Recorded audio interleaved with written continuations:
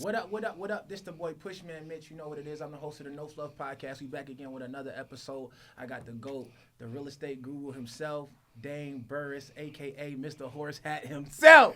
What's up, my bro? What's going on, man? Pod, my boy. I appreciate you for having me on. Already, man. Listen. Yeah, I know I already got you about to knock the mic out. But Already. Y'all know we not politically correct on here, so we really just have fun and really just give away game. The key to the No Fluff Podcast is basically we go all around the world, right? I do like speaking engagements. I know you do a lot of conferences. You Absolutely. have your own masterminds and all of that stuff, right? And when we go to these conferences, bro, sometimes we see people like literally acting like they giving game, but they really just master distractors. You know what I'm saying? I like that. They just master distractors. Like oh yeah, you know, man. You see the glitz and the glamour and all that. I've been working real hard for this. All right, cool. How you did this? How you make money? Oh, well, I got my mindset together right. And then, you know, after that, the money just started coming to me. All right, but how did you get the money? Was it real estate? What was it? Crypto? Was it business? How did it happen? Oh, yeah, well, you know, I had a business for sure. They don't know what the hell they saying. They just fluffing to you. So I'm just trying to get away from all of that and just give people real actionable game. Right? So I know you already about that because you're a person who I know for sure, and I look at you and follow all your steps. And I always tell you when I see your stuff, keep going, they need you. Yeah. Because you got a real powerful voice, my boy. Appreciate you. That's why, so, you know, before the cameras even started rolling, we was talking about how you got 9 million views on a video you just dropped on TikTok, right? Right. How do you do that? Like, what was the video about? It was a motivational video about a guy walking across water. And then I just kind of made it to life about sometimes how we can start off life real good. He started off going across the water on this wooden bridge, right? He was killing it. But then he made 2-3 steps and the wave caught up with him. So if you walking across the water on the bridge and the wave catch up with you, it's going to be hard to navigate. It's just like life. You know what I'm saying? You start off real good and then you get hit by something in life and then you have to keep your balance to get to the end. So the video was about 25 seconds and I just started talking about it and then it just went crazy. Crazy. Yeah. And you got a powerful speaking voice. I know you know that. Right. And you got a powerful beard.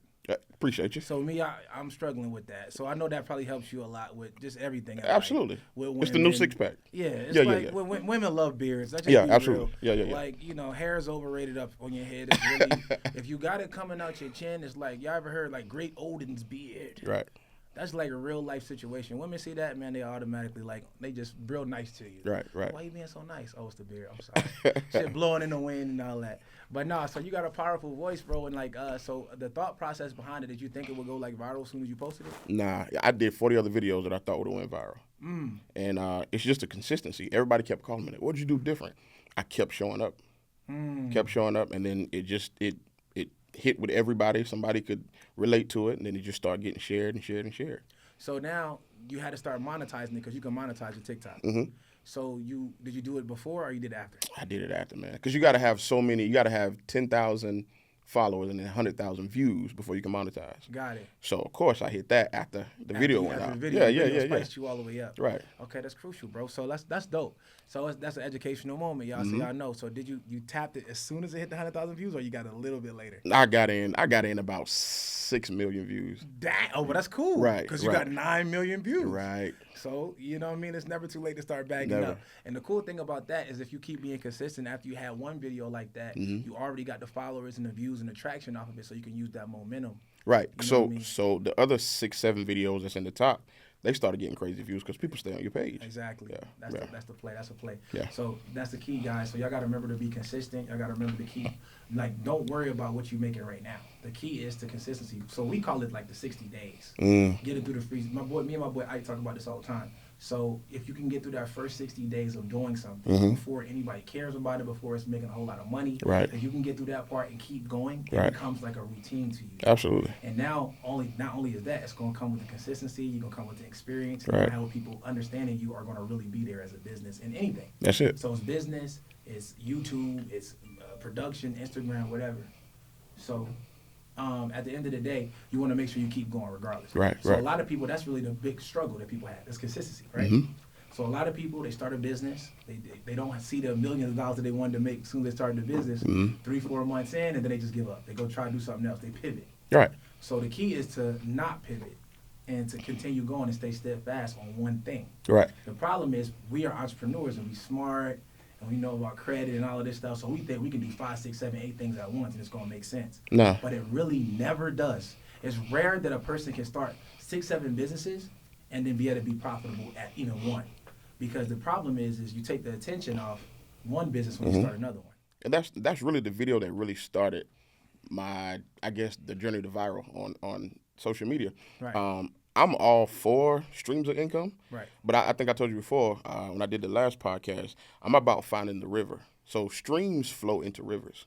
So when you find the one thing you're good at, that river gets bigger and give you other branches. Absolutely. So, you know what I'm saying? You can't cut hair, wash cars, pressure wash and do all that. That's just working. Right. But when you find the river, you now have other streams. You've never seen a branch on a tree. You've seen tree on branches, right?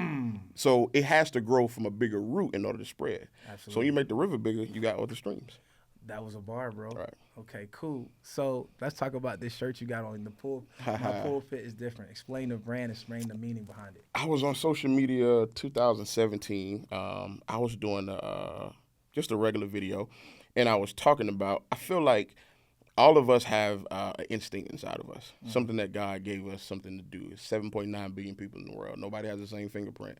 So all of us have something that we do better than anybody else. Okay. And I think ministry inside of all of us is great, but everybody thinks you got to run to a raised platform to do it. Wow. I can do what God has created me to do in the grocery store, in the barbershop, right here in this podcast room. Whatever it is I need to do, I can do it. So my pulpit might not look like yours, but I'm still doing what I was created to do. Ooh. So that's where my pulpit is different comes from. That's a bar.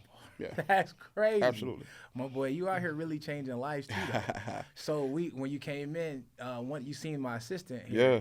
he was one of your students. He was. He was. That's crazy. Yeah. So let's talk about that. So what's the background? So what was he a student of? And let's talk about that. So I'm a retired homicide detective. I did that from 04 to 2016. 2015, I got into real estate. My first year, made like $150K my first year. Just getting it in. And my second year, just started getting better. My third year, I opened up my brokerage. But before I opened my brokerage, I went to get my license to be a real estate instructor for the state because I wanted the whole game. Like I knew if I was going to run a brokerage, being black, I didn't want to do anything that would be a liability. So I opened up my brokerage in 2018. And the guy that introduced me to real estate, we merged in 2019, and I own the largest black-owned real estate company in South Carolina right now. Damn. Yeah. That's a big proclamation right there. Absolutely. And then also, you had like the first billboard there. I remember you told The me first billboard marketing for real estate in 2015. Now everybody marketing billboards. It's crazy. So you setting trends, and your pulpit is different. Absolutely. Spicy. Bro, it's crazy. So I know a lot of people look up to you. So on this portion, I always try to ask people to make me some money. Right. So let me say, I just want you to make me some money. How can you make me some money? How can I make you some money? Cool. First thing, you get your credit straight. Okay. Once you get your credit straight, then you can do one or two things. You can do a credit card play to where you get the credit cards and you pull the money off the cards. You go buy a rental property or a property that you can flip, $40,000. Okay. You take the money that you had and then you flip that house, put it back on the market. In this market, you're probably going to do about $120,000, $130,000. You pay the bank back. You open up that line of credit. Now you got 70 bands that you have for yourself. You go buy another property for $50,000. Use the 20 that you had, sell it again for $150. Now you got $250,000 to good, and you started just from good credit.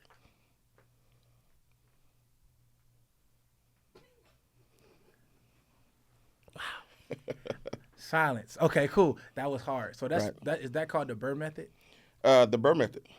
That's the Burr method. So the Burr method is a play that a lot of people start off with, right?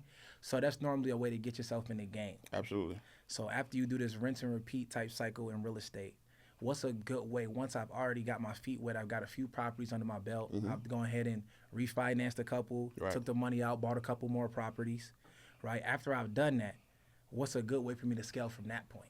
Well, so then you can take the properties, and then it just depends on what you're trying to do with your portfolio. Okay. The big thing now in South Carolina, I'm starting to see in Georgia too, is innkeeping. Okay. So you're taking a 5-bedroom home, you're taking away all of the common areas. So the only thing they have is the kitchen and the bathroom. You build the walls out in every other room. And now instead of being Airbnb, you charging $145 per room per week. So now you got 10-bedroom houses and you're innkeeping.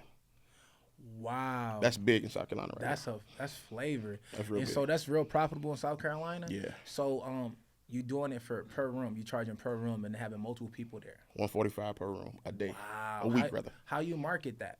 You don't. You don't market it? You don't market it. So how do you get it filled? So the homeless population is bigger than the people that's just holding up signs. Understood. There's a lot of working homeless people. Okay. You know what I'm saying? That stand with their grandma, stand in the basement, or whatever the case may be. So you're known for having rentals. Like me, I own a real estate company, so people are constantly coming through my doors. Hey, y'all got anything we can rent? Yeah, we really do. We got a house around the corner. It's a room for $145 a week. Boom. That's a play. Do you not know what you just said? And I want you to say that thing about the homeless people one more time. Oh, it's a lot of working homeless. Explain that. Break it down. Like, we think homeless simply means somebody holding up side the road. Yeah, I'm a vet. Boom, boom, boom, boom, boom. Nah. If you don't own property that's yours, you live in, you're working homeless. Like, it's just simple. Like, yeah. Yo, it's a lot of working homeless people. There's a lot right of now. working homeless people. Yo, so that's a play, man. So innkeeping, that's hard. Yeah. So that's something that I've never heard anybody talk about. It's major. I got a partner that's probably he probably get about 200 doors. 200 doors? Killing. That's crazy. And all of them are like 6 and 7, 8 bedrooms. Cool. So do you need a real estate license to even do things like this? No, not at all. All right, so I don't want to hear none of y'all excuses, goddamn. You know what I'm saying? Nah. So do you teach real estate in any way? You got a course for it? I do. Yeah. Okay, cool. That's awesome. So I know you on the No Fluff podcast, so you're gonna give me a discount code, right? You already know it. Oh, how much? You already know. We'll talk about it. Oh shit, he got a secret discount code. It could be anything. Yeah. I appreciate that though. So man, I want to just make sure it's an opportunity for people to grow, and I know you about that because you do free stuff too. Right. Okay. I got something free. I got something free coming up this February 1st and 2nd. It's talking about being unstuck and finding your purpose. I was doing research and looking at a lot of things that happen between people that don't make it. And I was reading a book by Derek Sivers, and the thing that he said that caught my attention, he said fish don't know they're in water. Let's talk about So I was like, whoa, what you mean? So when you read further into it, fish don't know they're in water until they're out and they're breathing different. So a lot of times our culture will make us say, you know what, everything around me is cool, but you're really dysfunctional. And you don't know that you're dysfunctional until you meet functionality. You don't know you're broke until you meet wealthy. You don't know you healed, and you don't know you bad until you meet good. So fish don't know they're in water until they're out breathing different. So in order for you to get unstuck, you got to realize the culture around you is jacked up. Whew. Bro, you saucy. Yeah. You saucy. You just look like this. Yeah. You just look like, that's one of my favorite lines. I love it because, brothers like us, I mean, we're not supposed to be where we are. Nah. So when they see us in different places, in different like conferences, masterminds, in different rooms, right? They see us and they think a certain thing when they see us. Right. And I love that saying, I just look like this. Yep. Because we can, my pulpit is different. It's all going to reflect back to that. Because at the end of the day, man, we're able to not only be able to be ourselves and have like the type of swag you got, because you coming through drippy real crazy. Sneakers of the day, camera going to be bananas. Oh, today. yeah. But you coming through drippy, you swaggy, but you also intelligent. Right. You know how to have an intellectual conversation. You know how to articulate yourself. You know how to change subject matters. Right. And a lot of people don't understand that that's a benefit as well. So a lot of things, like I'm a real fan of Les Brown. Oh, so, yeah. Les Brown teaches OQP, only quality people, and then also developing your communication skills. Mm-hmm. So developing your communication skills should be a priority to a lot of upcoming entrepreneurs. Mm-hmm. Talk about a time before you had developed your communication skills and you was having trouble trying to get into different rooms. So to me, I had the best ultimate communication skill developer because I was a detective. So when you're getting people, I mean, just real talk, when you're getting people to incriminate themselves, there's nothing else that I can't get you to talk about after that. Oh, so that was the hardest play to get done, was to get people to talk about stuff that they had done. Right. So I developed a way to talk to people to get them to feel comfortable about what they said. When you remove fear, people are not scared of consequences. So now you have to find out how to do that. So then I just took what I did, in the four walls of the police department, and now I do it out here. If we remove fear, what can you get done? Everything. Right. Anything. So then that's how you lead them to unstuck to purpose. Damn. Yeah. That's how you call breaking down rocket science in a matter of 10 seconds. It's crazy, bro. That's crazy, dog. So, I love that. So, let's talk about this. So, now, if you had to start over and you had to start back ground up in real estate, in whatever, in business. Right, Let's just right. say, because we got a new world now. It's 21st century. We got the metaverse. We got crypto. We got all of this Got crazy it stuff. all. What would you start over and do right now? Ground Stock market. zero. Stock market? All day long. Explain that. What would be your strategy? Well, I mean, so when you look at it, so Berkshire Hathaway, Okay. is 320,000 a share, right? When Buffett took over in '82, it was $319 a share, right? Power.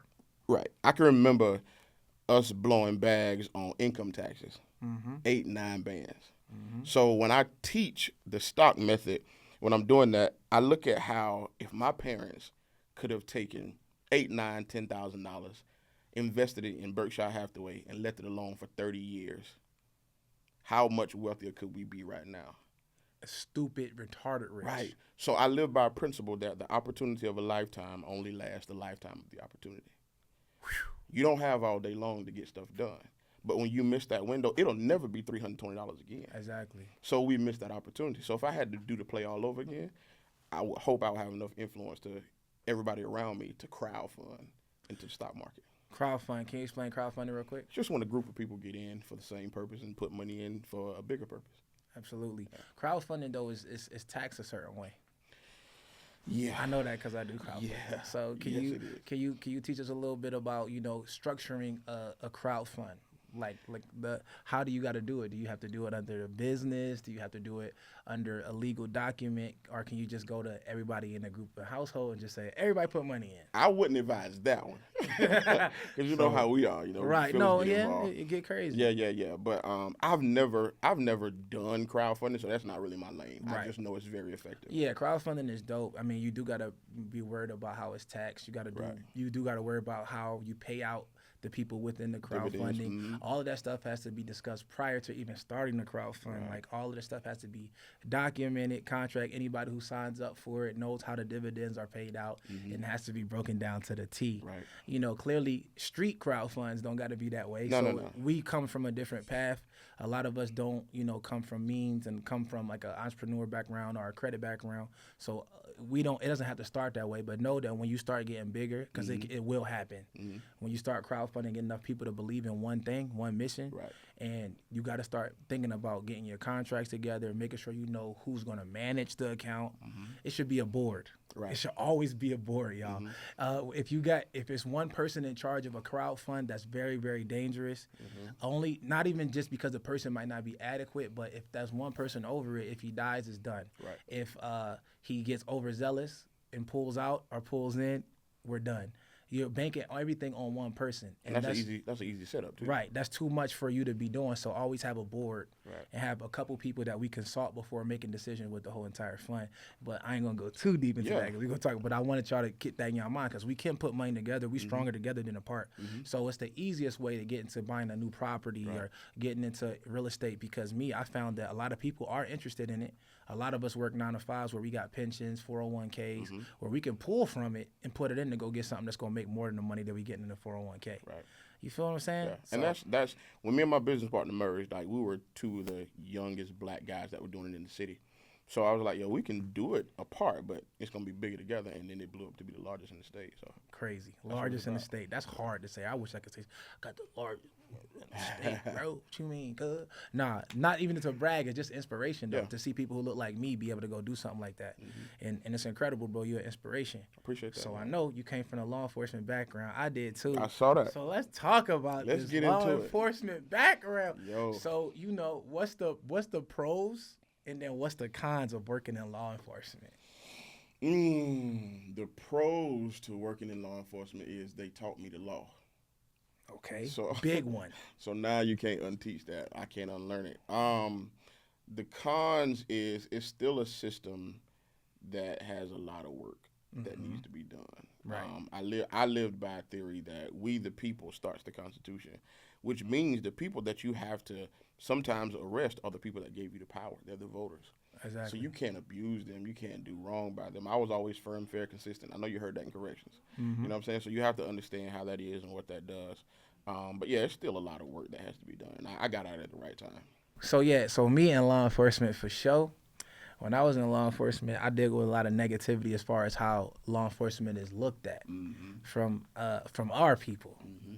You know, outside looking in, it's just like we're all one thing, regardless of the fact that there are bad eggs and good eggs in any industry, anything. So that's what you're a part of that culture now. It's the same thing as like we all black, and they view us a certain way. We all black. You the feds. Same exact thing. So you the feds, you a snitch, Right. and you got to deal with that amongst your people, which is actually ignorant. Because look, the flip side to it is this: if no black people work in law enforcement, then all white people work in law enforcement. No, that's real talk. So that's basically what they're trying to say when they, you a snitch, bro. So you would prefer that none of us was here, and we got to get governed by all the oppressors. That's what you would prefer.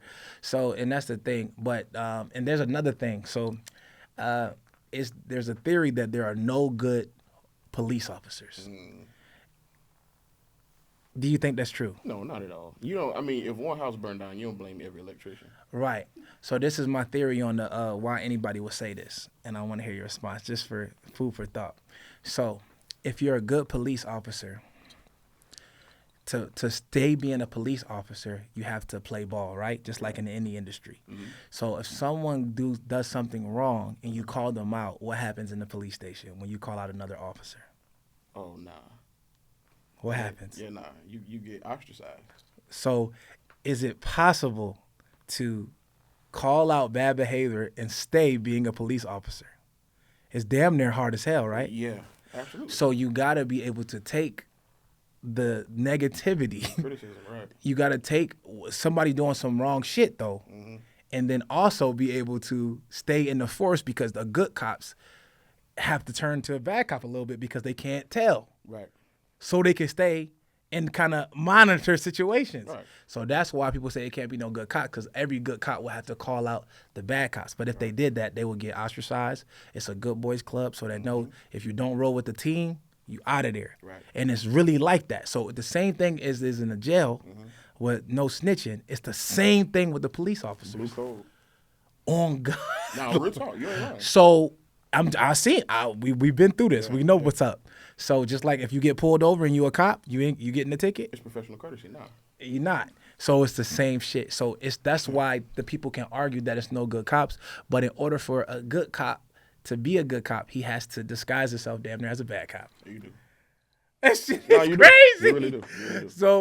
So yeah, have you ever had a situation where you had to be like, damn, I gotta eat this. I gotta chill on. I can't say nothing. Yeah, no. I mean, I had one of my homeboys left a bar, got drunk, crashed his car. He called me. Like, yo, all right, I'm going to come pick you up. Got his car towed, make sure nobody, you know what I'm saying? Right. Nowadays, these new boys, they're gonna call highway patrol on you.